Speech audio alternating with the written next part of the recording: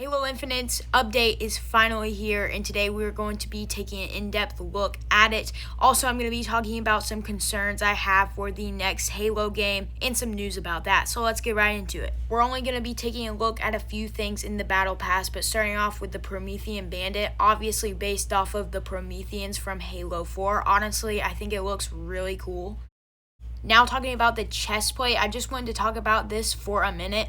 I'm honestly very sad about this chest plate, and it honestly just begs the question why. Also, with a lot of the things in this operation, honestly does not make much sense to me.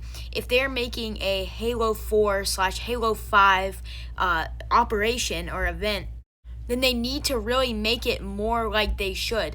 A lot of the things here really seem like they did not spend much time on to make it look good, and honestly, it could have just been so much better. They made a chest plate that actually goes with the Venator armor from Halo 4, but they put it in a shop item for some reason. Honestly, I just wish they would have included it in the Battle Pass. It literally doesn't make any sense to me. Now, these shoulder pads, personally, I really don't like.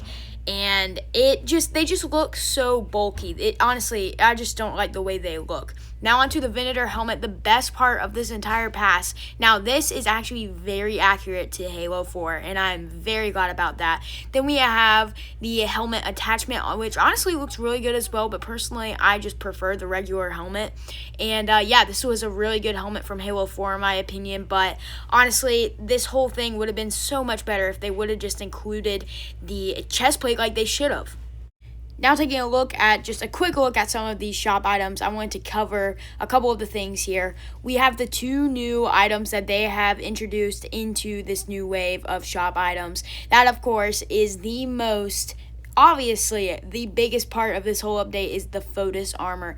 Now, I'm a big fan of this armor, and I personally think that they executed it pretty well. And I said pretty well because they could have done better. However, I will say that the helmet is spot on. It looks excellent. But really, besides that, it kind of goes downhill. Now, I will say the chest plate is all right for what it is. So are the shoulder pads. And that sniper is awesome, in my opinion. Now, personally, I think I might have to buy this. I just really like it a lot. However, they could have made it so much better. And here's why.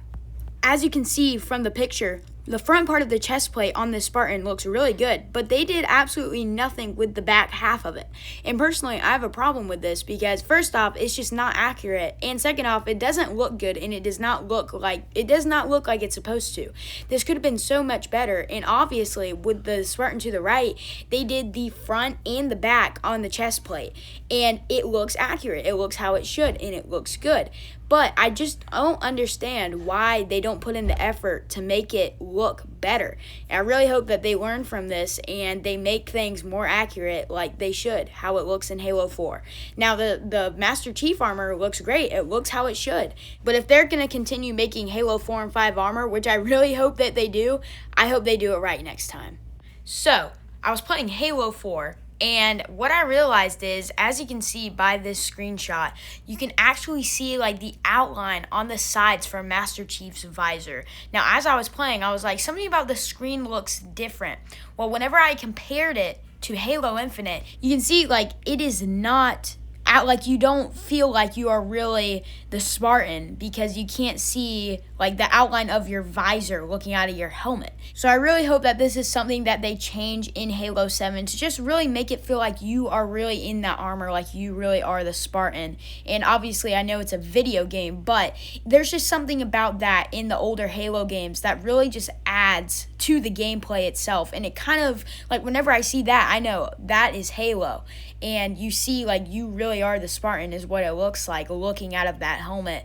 And I really hope that that's something they change. Also, I really hope they change the customization situation because Halo Infinite's customization is awful.